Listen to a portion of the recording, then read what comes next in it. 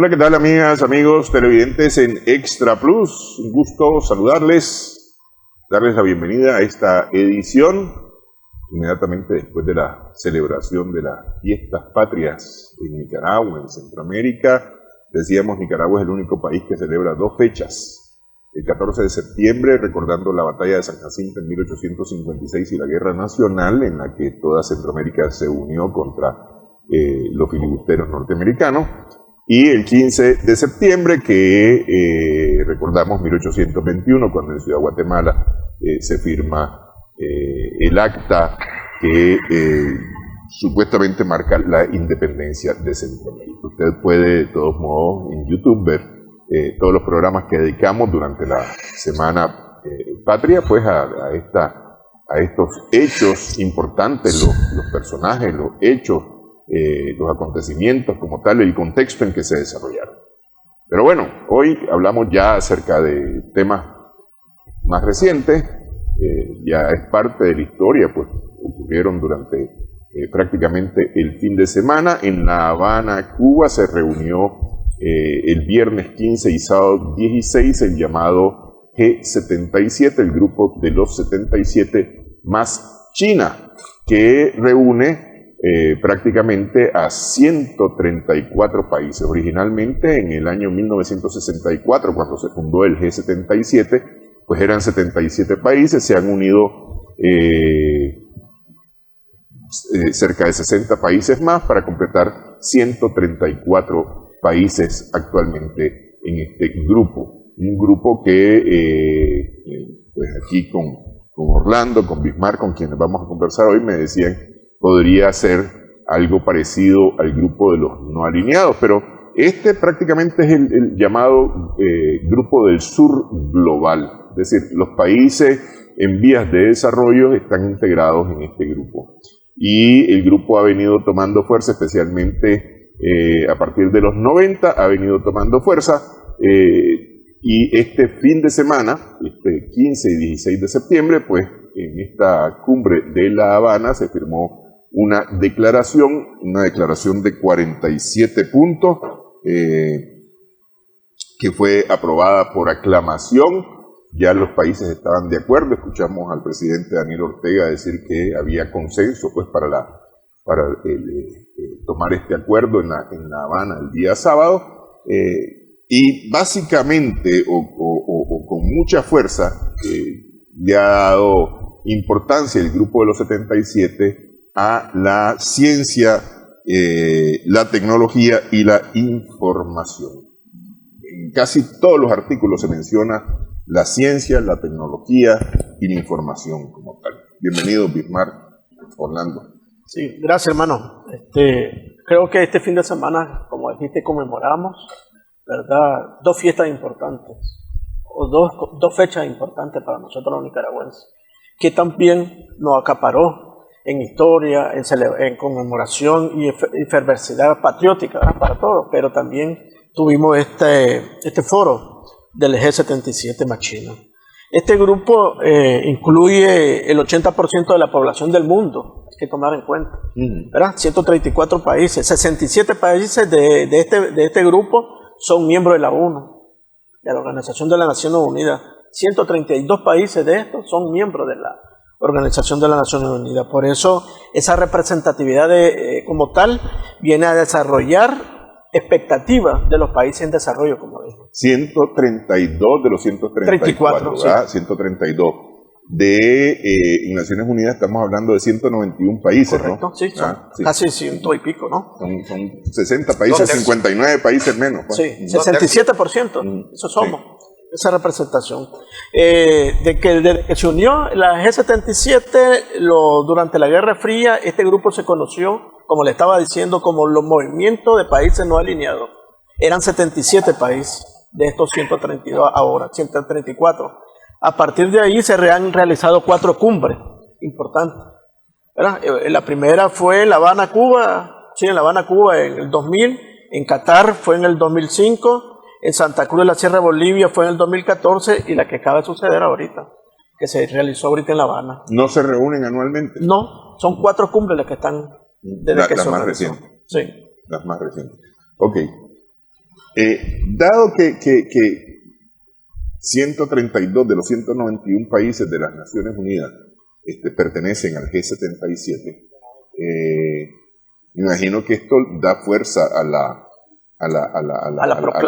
lo que estos países han propuesto manifestar, porque por ejemplo en esta declaración de La Habana dice que se mira con mucha preocupación que los objetivos de desarrollo sostenible para el 2030 en muchos casos están muy lejos de alcanzarse. Me imagino que esto va a ser motivo de mencionar, de decir, de considerar, y especialmente luego que el propio secretario general de las Naciones Unidas, Antonio Guterres, dice que esta próxima Asamblea General o periodo de sesiones de la Asamblea General, que empieza ahora en octubre, él espera que no sea un desfile, un festejo de personalidades, sino que haya realmente acciones, que se asuman acciones concretas para el país, para el mundo, perdón. Tenemos el calentamiento global, tenemos la desigualdad económica, tenemos, como dice la cumbre del G77, las desigualdades en cuanto a la ciencia, el acceso a la ciencia, el acceso a la tecnología, el acceso a la información. Sí. Entonces yo supongo que esto en Naciones Unidas va a ser tema muy importante para este año, pues. Tienen que ponerle mucho tema porque aquí están varios continentes, están los continentes, está África, Asia, América del Sur completo y Centroamérica, incluyendo también México, ¿verdad? Es un poder, aunque no lo miremos así, es un poder que tienen todos estos países para proponer temas ahora a la ONU, para proponer temas al mundo, que van a conciliarse de acuerdo a la proclama que ellos establecieron ahorita. Hay dos elementos, gracias, ¿verdad? Un saludo después de las fiestas patrias. Fueron muy bonitos la información que se suministró durante la semana. Hay dos elementos que hay que destacar de esta cumbre en La Habana, Cuba. Por un lado, como decía el profesor Orlando, son 4 que han habido en el presente siglo, el XXI. Es la segunda que participa Naciones Unidas con el secretario general, en la de Bolivia anterior, que antecede y la de hoy. Recordemos que como una forma, un mecanismo, no quisiera usar la palabra como mecanismo, como estructura, ¿verdad? Sociológica que tenga Naciones Unidas en el G77, porque del G67% son 2/3 que participan. Generalmente en la penúltima, en la última se dan como una antesala a la Asamblea General de Naciones Unidas y la participación en la última del secretario, de cara a lo que significa los objetivos de desarrollo sostenible, ¿verdad? Primero, antes eran los ODM y ahora son los ODS, de cara a la Agenda 2030. Si podemos ver casi en paralelo, un día después o el último día, también se reunía el G20 con la ausencia de los países más fuertes, ¿verdad? Rusia, China, incluso no participó Reino Unido ni participó Francia. Sin embargo, aquí participaron 134 por aclamación, pues la proclama. Cuando hay aclamación es unánime, totalmente nadie, todo el mundo aprobando los 47 enunciados. Sí hubieron participaciones clave, como la de la presidenta de Honduras, Xiomara Castro. Me gustó su participación, más allá de la participación de la mujer en geopolítica, ¿verdad? Y que sea una vecina de Centroamérica y que está dentro del CECUAC y todo lo que significa para Centroamérica. En cuanto a la tecnología y al acceso a la información, en el siglo XXI estamos viviendo una guerra de desinformación. Las cadenas internacionales solo publican y dan a conocer lo que está en agenda de las 20, lo que está en agenda, lo que le interesa informar. Hay información que no la encontrás, digamos, en las redes, y que existe esa información y que están pasando esos hechos. Hay eventos, digamos, que genera violencia, hambre, analfabetismo en estos países del G20, pero esos datos no aparecen reflejados en la información.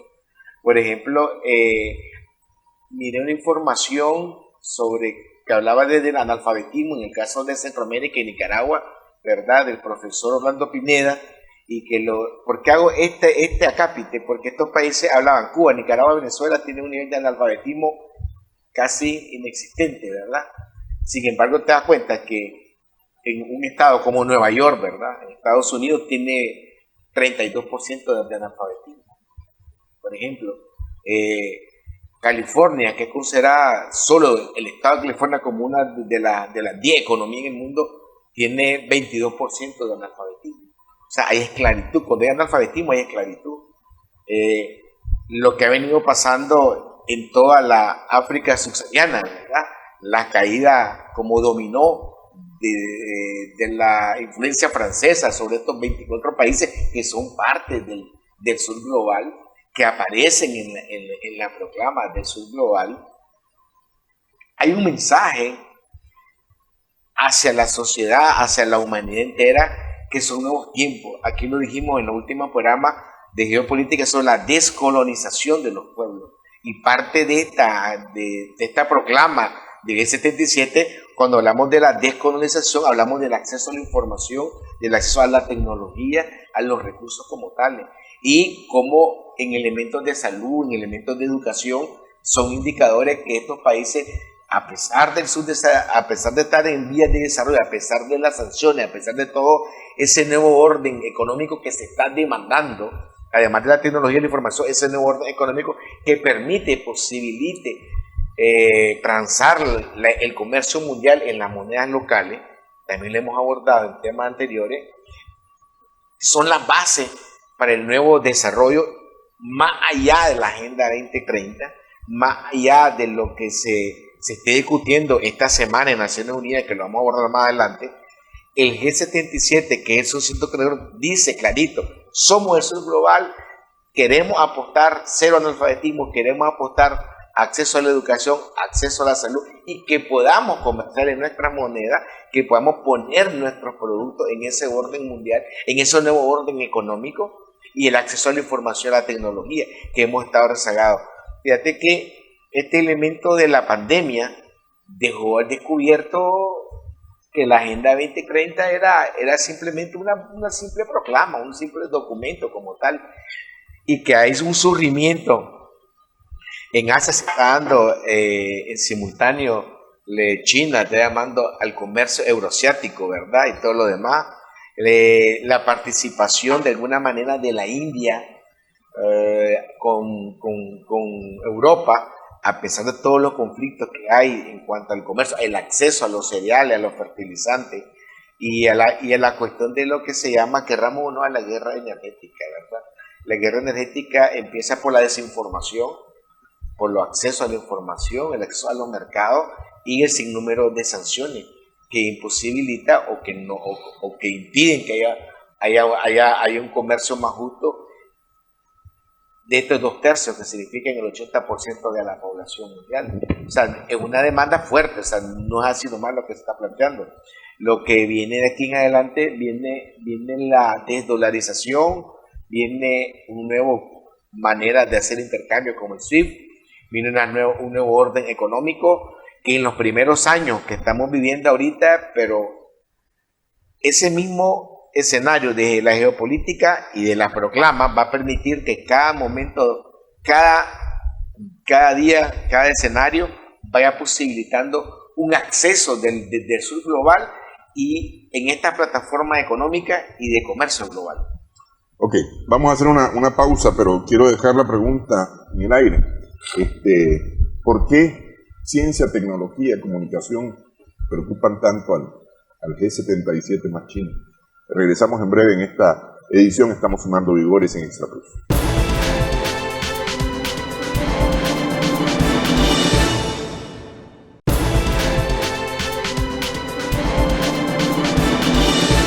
Continuamos en esta edición. Estamos sumando vigores en Extra Plus. Dice la declaración de La Habana del G77 más China, que se expresa la profunda preocupación por la enfermedad, muerte y la continua perturbación socioeconómica y devastación causada por la pandemia del COVID-19, que exacerbó aún más los marcadores o las marcadas desigualdades entre los países y las regiones, con un impacto desproporcionado en los países en desarrollo, lo que subraya la urgencia de reforzar la solidaridad mundial y la cooperación.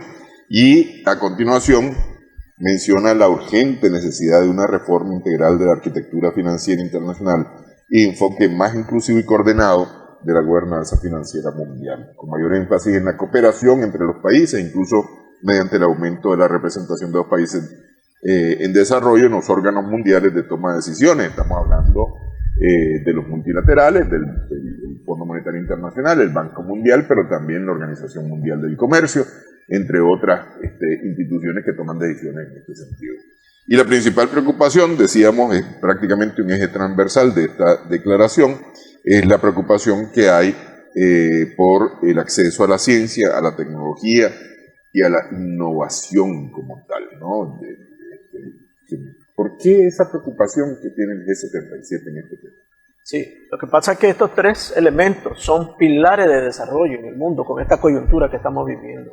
La ciencia, la innovación y la tecnología. La ciencia te tiene que generar, ¿verdad?, desarrollo tecnológico, y la tecnología te va a traer productividad. Y de la productividad tiene que ver mucho con la innovación.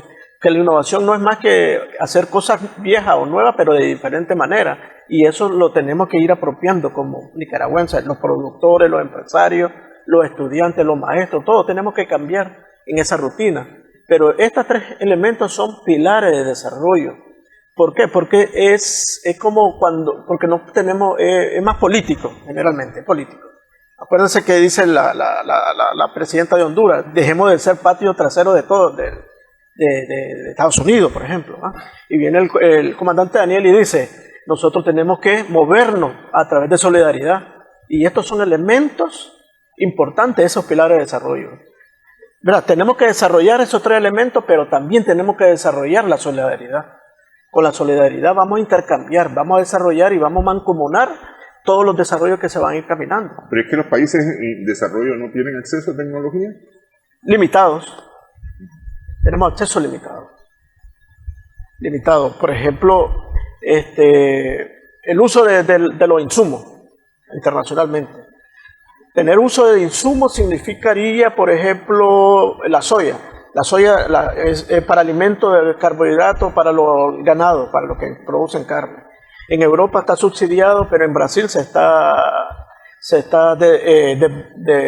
desapareciendo la población alrededor de las producciones de soya.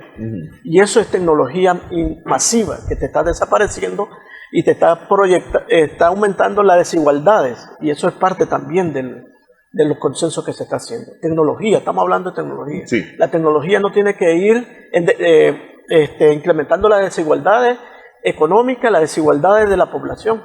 Tenemos que ir modulando y creando condiciones de desarrollo, pero protegiendo a nuestra población. Y eso ahora, es lo que dice el comandante Daniel.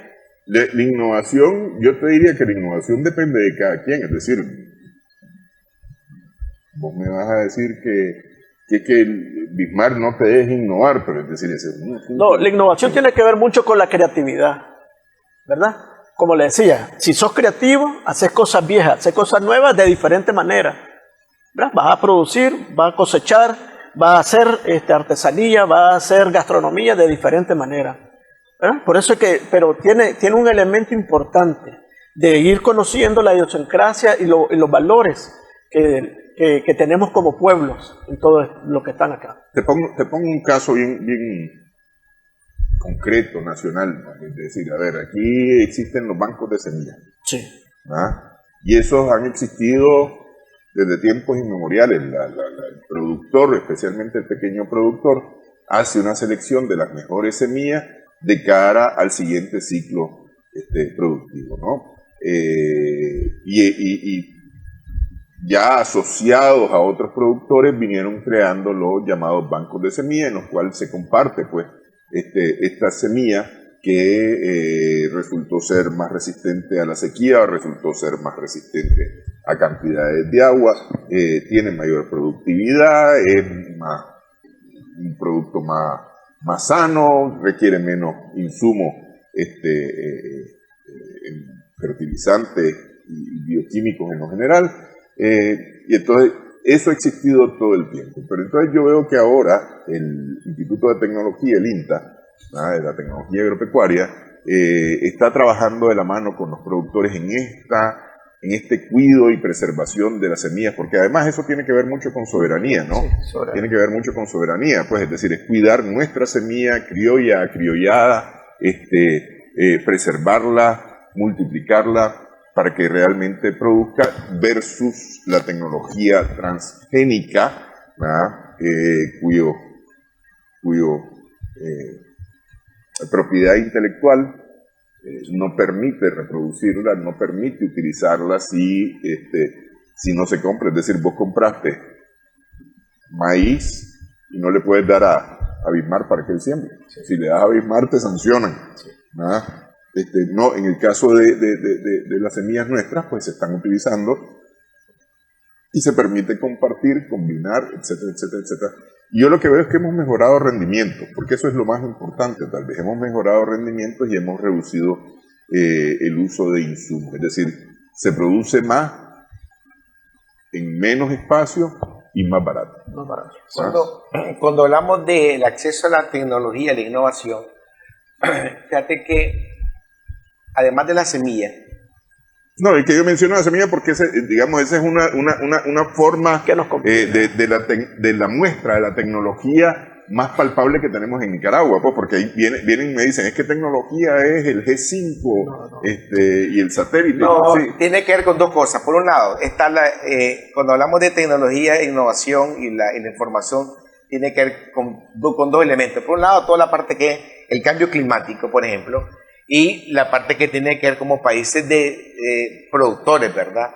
De primarios, ¿verdad? De productos meramente agrícolas. Cuando se da la situación de las sanciones, de la salida de cereal y fertilizantes vienen para los países del sur global, que salen de Rusia, el 60%, igualmente que de Ucrania, y vienen de alguna manera a incentivar, a promover, a dinamizar toda la parte productiva. Sin fertilizantes no vas a poder producir. Y por otro lado está la certificación de la semilla, que está bien el ejemplo para nuestra economía local. Y cuando se habla del acceso a la información es porque hay un cambio climático, que de alguna manera hay estudios internacionales, hay equipos internacionales del manejo sobre el agua, el manejo sobre el acceso al agua. Por ejemplo, hay lugares donde ya vos venís y vos sabés cuánto puedes producir, tu rendimiento cuánto va a ser, cuántas necesidades de microgotas, micropartículas, de fertilizantes necesitas por áreas de siembra. Hay una información que no está al acceso de todo el mundo. Hay una información... Pero aquí sí tenemos acceso a través del INTA, como decía. Aquí tenemos validaciones por regiones. A eso es a lo que voy. Sí. Es decir, nosotros estamos desarrollando el acceso a la tecnología y a la información generalizada en Nicaragua. Nada se queda, todo se está divulgando a través de las instituciones. Por ejemplo, el INTA viene haciendo trabajo bien minucioso, pequeño, pero está creando condiciones de tecnología y está creando condiciones de información. ¿Por qué? Porque, un ejemplo, tenemos el INTA 17 o 47, que son los que se siembran en lugares cálidos, calientes, que no necesita agua, pero tiene un rendimiento productivo mayor, y eso es lo que te está dando. El arroz, tenemos mayor rendimiento, y eso tiene que ver también desde que empezó este buen gobierno, que vienen trabajando esto, y esto te viene trabajando sobre la soberanía y seguridad alimentaria, como dijo. Entonces, esto te está permitiendo ir creando condiciones para que vayamos acercándonos a la soberanía total. Ok. Insertemos eso ahora en el contexto del G77, ¿verdad? Es decir, nosotros lo estamos haciendo. ¿Qué es lo que demanda el G77 en este sentido? El G77 cuando demanda la democratización, digamos, en cuanto a los objetivos de Naciones Unidas y el acceso es más allá de la información global que se pueda tener, más allá de la afectación al cambio climático, ¿Por qué pongo ejemplo lo del cambio climático? Porque de repente aquí puedes tener toda la información local para hacer tu seguridad alimentaria, pero no tenemos acceso a otro tipo de información a nivel global, a nivel internacional, que nos así como vos la pones a disposición de tus 132.000 kilómetros cuadrados que en Nicaragua, pero hay una información global que no la conoces. Es lo que te das cuenta hasta que ya tenés el huracán frente a agua en el Pacífico, que nunca ha habido y que siempre viene por el Caribe. O sea, hay una información de que uno te das cuenta qué es lo que están haciendo los países desarrollados en cuanto al daño a la capa de ozono. Entonces, te tenés que dar cuenta hasta que ya viene, vas a mitigar nada más, pero esa información que no la conocemos, el uso que están haciendo sobre la radiación, el uso de reactores nucleares y todo. Vos de conocer cuánto es que está haciendo, o sea, cuánto uso está haciendo de plutonio, cuánto uso está haciendo de uranio los países ricos y poderosos. Y dicen que están haciendo uso nada más del 5%, pero no es real, no es cierto. Están haciendo uso hasta el 67%, por darte dos cifras. Entonces, cuando vos de conocer esa información a nivel de tecnología, aunque conozcas tu marco real, aunque vos tengas tu institución y todo, pero de conocer ese acceso a ese marco global, es lo que te das cuenta que hasta ahora te diste cuenta que tuvimos un periodo de primera y entramos en un periodo de siembra, de postergar con los pies hinchados, pues,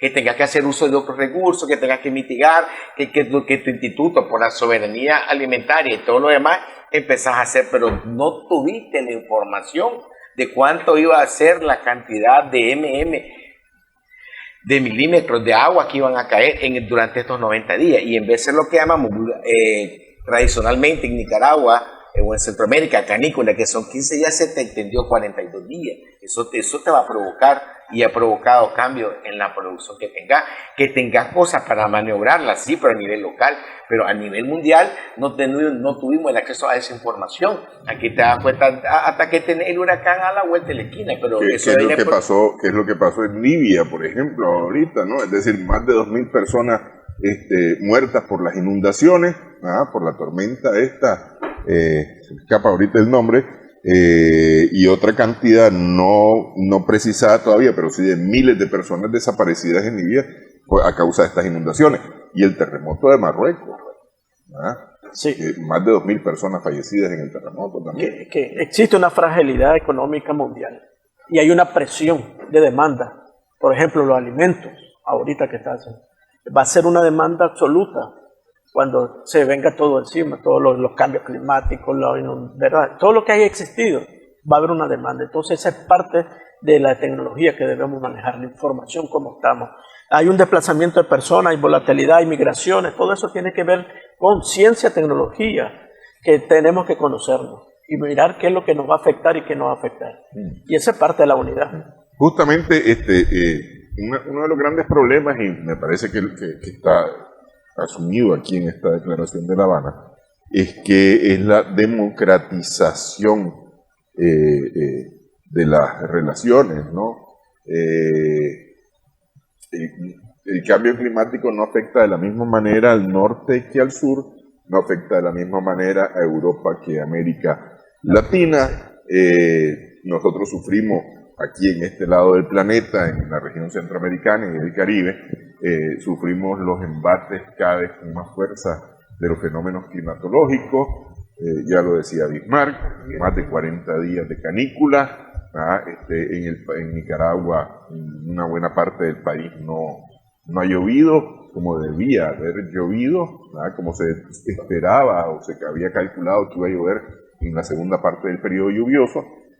Pero si metes eso, lo traspolas para Europa, resulta que en Europa se destinan recursos para salvar a sus productores y su alimentación, afectando a países como Libia, Marruecos, Nicaragua, y quitándole a estos países. Entonces es una desigualdad tremenda, porque Nicaragua sufre aquí, o podría sufrir aquí, y no va a irle a quitar a Honduras, ni a Guatemala, ni a Costa Rica su producción alimenticia, para garantizar la de Nicaragua. En Europa sí, nos la quitan y sin asco, pues, como se dice popularmente. Hacemos pausa nuevamente en esta edición. Estamos en Sumando Vigores en Extra Plus.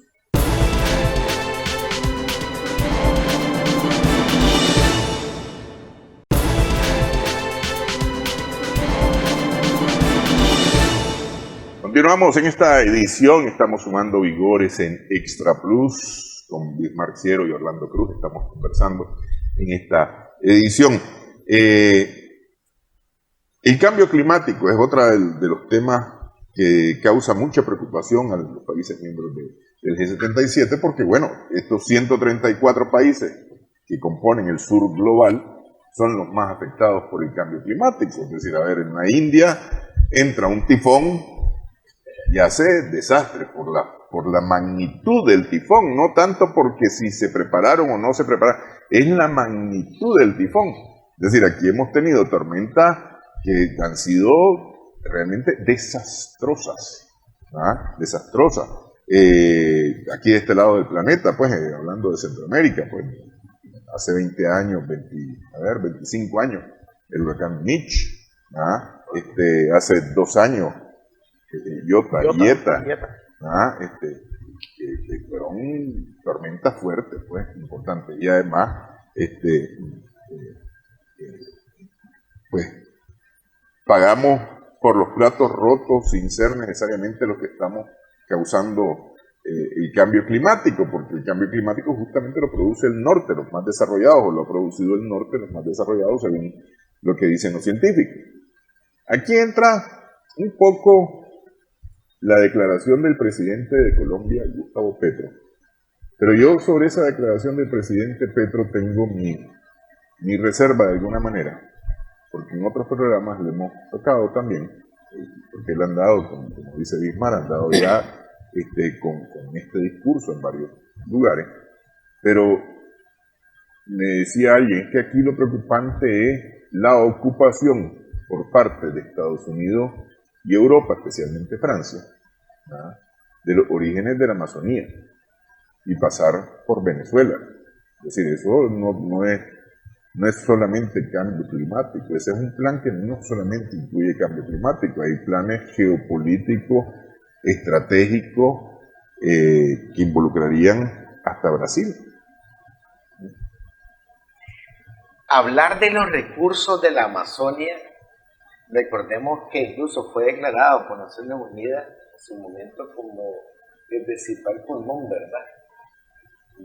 Que puedo hablar solamente de la selva, yo estoy hablando incluso del río Amazonas. No, pues, el río Amazonas, los recursos que hay en el subsuelo. Recordemos que Colombia son 10 o 12 bases norteamericanas en el territorio. Y una forma de reclamar el cambio climático, el plan Marshall y el nuevo orden financiero que reclama el presidente Gustavo Petro, debería empezar también por ahí, pues, por la soberanía del manejo de tus recursos.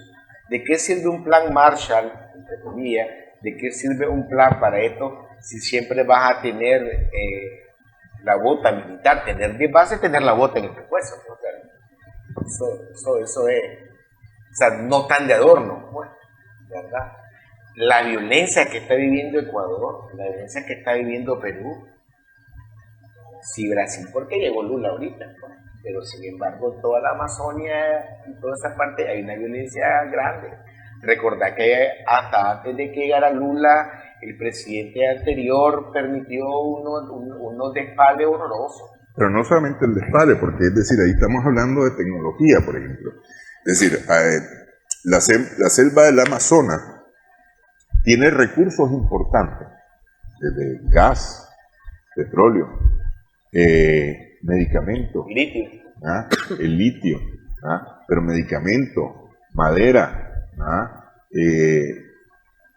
Que se quieren, digamos, privatizar en favor de potencias, porque es decir, es el que tiene el capital para poderlo hacer, vos sabés y pasar por encima de los países. Y no es de ahorita, vos sabés que en los textos de geografía, en los textos educativos en Estados Unidos, yo estuve en un centro educativo, estamos en el 2013, hace 10 años, y me sorprendió un texto donde decía que la Amazonia le correspondía a Estados Unidos defenderla, guardarla y resguardarla.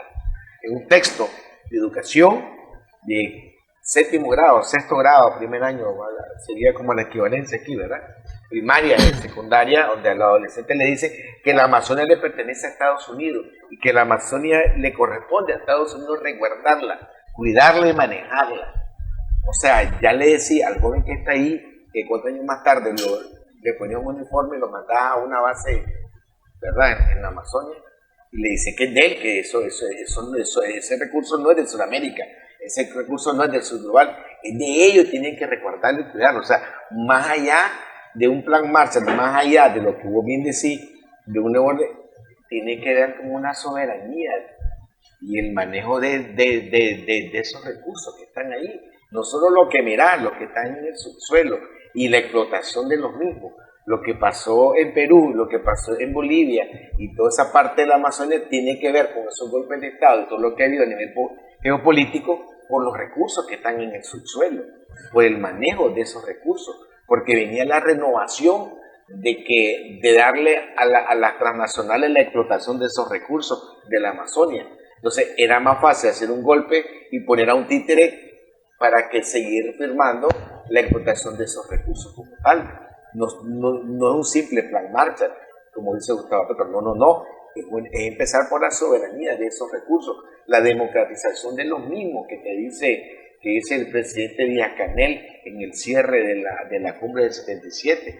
Igual lo dice el presidente Maduro, que retoma lo que dijo en su momento Fidel Castro en la última vez que participó, y lo que dijo en Naciones Unidas la última vez que participó el comandante Hugo Chávez. Vamos a andar de cumbre en cumbre y los pueblos de abismo en abismo, digo Chávez. ¿Por qué? Porque ya hay que parar esto, pues. O sea, aquí hay que hacer ya un alto, total, alto. Y lo repitió el comandante Daniel en su discurso, y me dijo, sacar la base, pues, empezar por algo, pues, sacar la base gringa, y ahí empezamos la democratización de los recursos. Vos encontrás que una explicación rara, ¿no? ¿Por qué la gente se está aglomerando en poblaciones de 3, 4 pisos? En Colombia, Brasil. Y es porque hay una política dirigida de parte del imperio, de parte de Estados Unidos, que va desforestando y va construyendo intensivamente cultivos para poder manejar el mercado, para poder manejar precios. Y la gente se está yendo, vendiendo o explotada, y se está yendo a hacer colonias, barrios, como ellos le llamen, pero son de 3, 4 pisos. Y es eso. O encontrar que la gente no migra para la parte urbana, hacer eso, o migra más adentro de la montaña. Y ahí encontrar que hay una desaparición, hay un olvido total de la gente. Sociológicamente se le llama la población colmena. Cuando vos tenés la población colmena, lo que tenés son nada más obreros y obreras trabajando. Pero quienes hacen uso de tu producción, de tu serie de la miel, son otros. Sí, se vuelven obreros agrícolas, se vuelven obreros. Sí, esa es la población colmena. Sí. O sea, que está como una colmena. O sea, en edificios solo salía a trabajar 8 o 10 horas y eso electrocutado. Eso lo dice sociológicamente Gramsci cuando empezaron a hacer los edificios y los barrios en Europa, sobre todo en Europa del este. Cuando antes de eso que empezaron los edificios hasta de 15 pisos y un barrio entero vivían ahí. Y todo esto tiene que ver con tecnología, ciencia e innovación. El presidente te dice también, el presidente Daniel, hay que garantizar ya una infraestructura económica, financiera diferente a la que hemos estado acostumbrados, ¿verdad? Después que la compañera de Honduras dijo no queremos ser más patio de nadie, entonces viene y hacer una infraestructura económica diferenciada quiere decir que ya los instrumentos políticos financieros que usa Estados Unidos lo debemos descartar, como el Banco Mundial, el FMI, y buscar otra alternativa de desarrollo, donde todos unidos tengamos los recursos para que nos apoyemos en el desarrollo. Esa es parte de la tecnología también. Tal vez solamente para pasar a hablar de las Naciones Unidas, porque es un tema que no está separado del G77, el próximo periodo de sesiones de la Asamblea General de Naciones Unidas. Lamentar pues que los temas del sur global son los temas del sur global que no son los temas del norte, y el presidente Petro quiso ucranizar esta cumbre, pues que no era el objetivo, no tenía nada que ver esto con el conflicto de Rusia y Ucrania y la OTAN, que ese es el norte. Pero y ahí nos quiso meter al sur global pues en este rollo. Vamos a hacer pausa, regresamos en breve en esta edición, hablamos acerca del próximo periodo de sesiones de la Asamblea General de las Naciones Unidas, que está muy relacionado con las decisiones que se han tomado en el G77.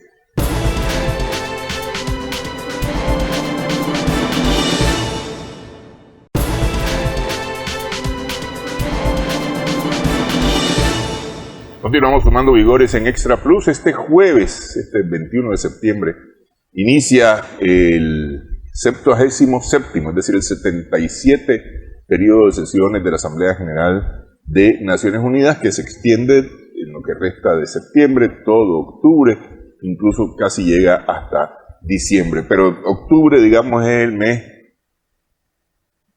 más importante de este periodo de sesiones, por cuanto los mandatarios de los 194 países que conforman la Asamblea General de Naciones Unidas, en su mayoría llegan a Nueva York, en donde está la sede de las Naciones Unidas, y hacen ahí sus intervenciones.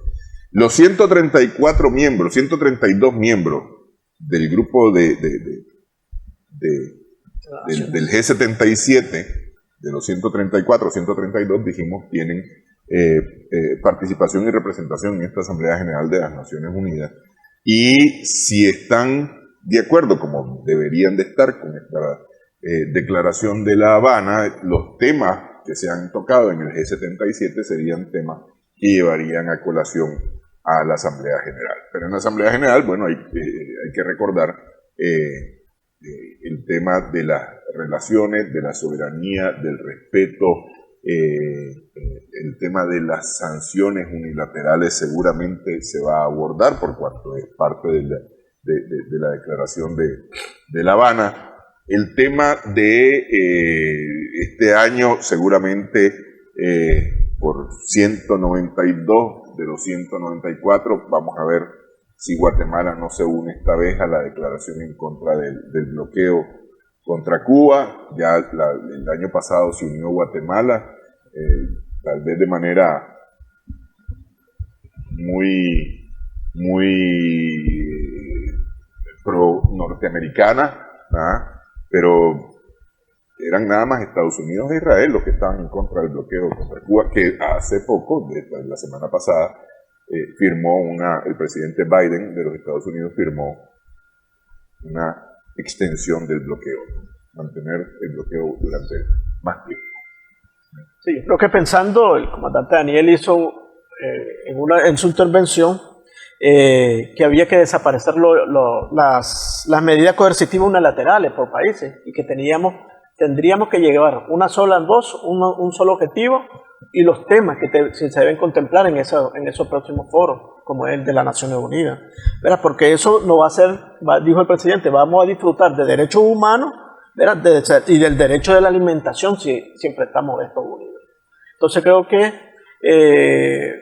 este foro, o esta cumbre, despertó la unidad y la necesidad de llevar un tema unido, pues, globalizado, para los países del sur como tal. Recordemos que hoy inició la 78ª Asamblea General de Naciones Unidas y arranca con el discurso del presidente Díaz-Canel como representante del grupo del G77. O sea, recordemos que Cuba es emblemático por todas las décadas que tiene de bloqueo, ¿verdad? Hacia la isla. Igual en este momento como lleva la presidencia, pretende por el grupo 77, Machina lleva la voz cantante y dio el discurso de entrada, prácticamente hizo un resumen de la proclama de los 132 países o 134 países, donde igualmente transcurre y habla sobre todo lo que tiene que ver de la Agenda 2030, que no se va a cumplir, sobre todo por el tema de la seguridad alimentaria. Habló sobre el tema del COVID, ¿verdad? De la 19, el acceso mismo hacia la vacuna por parte de que quienes fueron los que primero se priorizaron y todo. El tema del nuevo orden financiero global que tiene que ver con todo este tema de las sanciones que de alguna manera el reciente programa lo abordamos, lo de la desdolarización, lo del código SWIFT y todo lo demás, va apuntando en que no hay un cumplimiento sobre los objetivos de desarrollo sostenible. Las Naciones Unidas prácticamente quedó desnuda, digamos, ante el discurso que dio el presidente Díaz-Canel. Fue un discurso que recoge prácticamente la proclama, estaba reciente prácticamente la proclama, además antes del grupo él había hecho una ronda de visitas por África, ¿verdad? Y todo, a nivel de geopolítica mundial, podemos decir como el Nica está caliente, pues la cosa está que pique y se quiere, pues dirían los entendidos en béisbol, ¿verdad? Porque la cumbre está dio pauta a que llegase con una proclama y hace un bloque unido del 67% de los países que están representados ahí. O sea, al final, si no llega físicamente los principales, con la proclama les están diciendo, aquí estamos presentes, aquí está el 80% de la población mundial, aquí hay hambre, aquí no hay soberanía, no hay un nuevo orden económico. Olvidémonos de las demás pancartas, de las demás cosas que sigamos haciendo. Retomó un poco al final lo del comandante Hugo Chávez, donde digo, ¿de qué sirven de cumbre en cumbre si los pueblos van de abismo en abismo? Lo que pasó, ya lo dijimos en el inicio del programa, en países que no están preparados para cualquier desastre natural por el problema del cambio climático y que lo está llevando a mayor cantidad de personas que tienen hambre. Que se dé en Nueva York en este contexto. Nueva York está viviendo ahorita la mayor crisis migratoria en su historia. Es como una antítesis, podemos decirlo, usa esa palabra sociológica, que se dé en Naciones Unidas, en Nueva York, en el momento que Nueva York está el único estado de 1982 dentro de Estados Unidos que tiene que darle techo a los migrantes, eso es por ley. Y ya colapsó, tiene 90 días que tiene colapsado, tiene las calles llenas de inmigrantes. O sea, son cantidades, las imágenes que pasaron el fin de semana sobre eso, entre lo que lo miramos en la cadena de Telesur y en otras cadenas, degradante para el ser humano ver todo eso, cantidades miles de seres humanos viviendo a la intemperie, ¿verdad? Está colapsado, no puede. Salió el alcalde de Nueva York que no puede, pidiéndole al Estado federado y todo que le ayude, y en ese contexto se está dando la 78ª Asamblea General hablando sobre inmigración. No lo pusieron el tema, los países ricos están poniendo solo la parte de Ucrania y la policrisis, y quieren matizar la policrisis con el cambio climático, pero el problema es migratorio. O sea, a nivel sociológico o de sociología histórica, cada 100, 150 años se dan lo que se llaman las migraciones en todo el globo terráqueo, en toda la Tierra. Somos casi 7.000 millones y yo apuesto y aseguro que vamos a llegar a ser 3.000 millones de migrantes nómadas por la economía, por el cambio climático, por las sanciones, por la política misma, porque no se está permitiendo el acceso a la información, tecnología que permita democratizar los recursos y que podamos acceder los países del sur global en la misma dimensión que los países ricos. Eso quedó en manifiesto. Para el COVID, quienes tuvieron una cobertura casi el 90% de su vacuna fueron los primeros países, los países del norte, y el resto de países solo tuvo una cobertura menor. En esta coyuntura creo que el grupo G77 lleva una fuerte representación de los hechos y de los temas que se van a tocar, y van a tener mayor impacto a nivel mundial en la ONU. Pero, ¿qué tanto es impacto? Porque es decir, lo que ocurre en el sur es sabido perfectamente por el norte, pues. Yo te pongo el caso,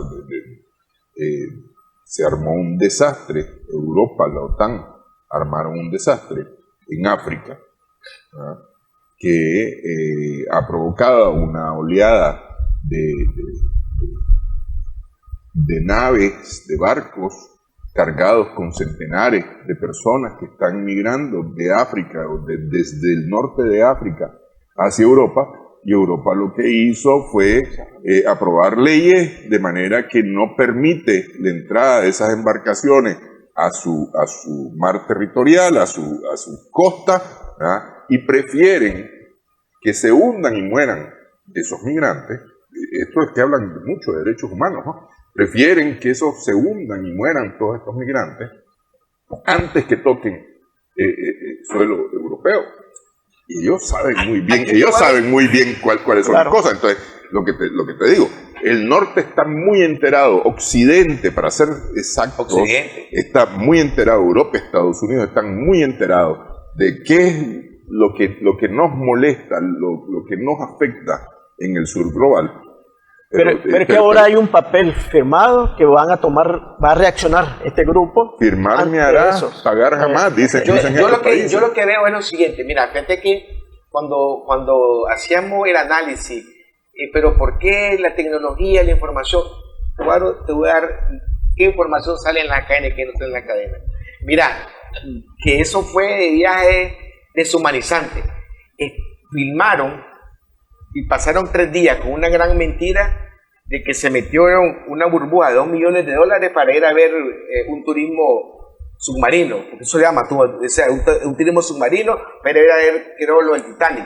Y esa implosión, murieron 4 millonarios, pero mientras morían esos 4 millonarios vagos, la palabra que voy a usar, estaban muriendo 5.000 en barcazas de africanos, y nadie publicaba eso, estaba prohibido publicar, y mientras pasaron 48 horas, mentira que se vivían, que se no vivían, que no se hicieron una telenovela en televisión, todas las cadenas de Occidente enfocadas en que si morían o no morían los que estaban, y al final murieron los 4 millonarios, y estaban muriendo 4.000, 5.000 migrantes. Ese es el llamado, la unidad, y ante la unidad es hacer un solo papel. Ahí es donde hablamos de la información que se tiene que empezar. ¿Por qué no me enfocaron y me pasaron 48 horas los 7.000 migrantes que estaban muriendo en sus barcazas saliendo de Europa, saliendo de África para Europa? Eso no sale.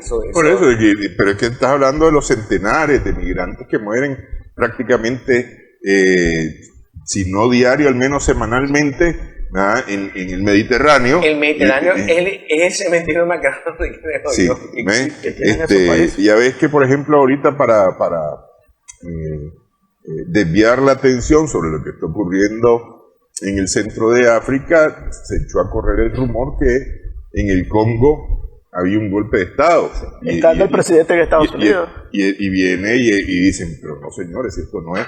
E insisten en decir que hay un golpe de Estado en el Congo, y el presidente y el gobierno y las Fuerzas Armadas y todo el mundo en el Congo dicen, no señores, aquí está todo tranquilo. Es decir, yo no sé qué están inventando, pero insisten en decir que hay un golpe de Estado en el Congo. Es decir, yo creo que va a haber que sentar una posición muy fuerte en Naciones Unidas, sacudir las Naciones Unidas, porque eso es lo fundamental, sacudir las Naciones Unidas, para tomar decisiones del bien común, porque estas son las decisiones del bien común, no las del bien del poder, que son hasta el día de hoy las decisiones que se han tomado. Sí. Entonces ahí vas a ver que Estados Unidos, o sigue siendo un lobby, Francia, Inglaterra van a llegar con sus mismos discursos de siempre, tirándole recio a Rusia, olvidándose del hambre que tenemos en el resto, claro, y las afectaciones que tenemos en el resto del mundo, que no existimos, para ellos no existimos. No existimos para lo importante, solamente para sacarnos los recursos. Así es. Sí. Tiene que haber un papel o una actitud diferenciada de la que hemos tenido siempre como países latinoamericanos para que poder enfrentar algo así. Dejar de ser lobbying. Yo creo que todas estas cumbres, todos estos escenarios van a tener un cauce de salida. Al menos tengo una esperanza que hay como un despertar. Eso que todos los países de habla africanos, de habla francesa, habla inglesa, los están sacando y expulsando, y que la ausencia de estos presidentes dentro de su misma cumbre ya están como, espero que sea una apuesta, como decimos en Nicaragua, que están poniendo su arma en remojo. Ojalá que sí, y que lo que manifestaba el padre Miguel de Escoto cuando fue presidente de la Asamblea General de las Naciones Unidas hace como 20 años más o menos. Anacrónico. Que decía que efectivamente es un organismo anacrónico que tenía que reformarse, modernizarse. Se le haga caso ahora, si no eso va a quedar... Fue profético, cuando digo que olía a fórmula. Pero es que ya eso ya estaba, es decir, sí que eso ha venido evidenciándose nada más, pues, lo que decía el padre Miguel de Escoto, que esto no está funcionando, así como está, no está funcionando y eso debe cambiar. Bueno, muchísimas gracias, Orlando, Ismar, por esta platicada. Gracias también a nuestras amigas, amigos televidentes por su sintonía en esta edición. Estamos sumando vigores y continuamos en Extra.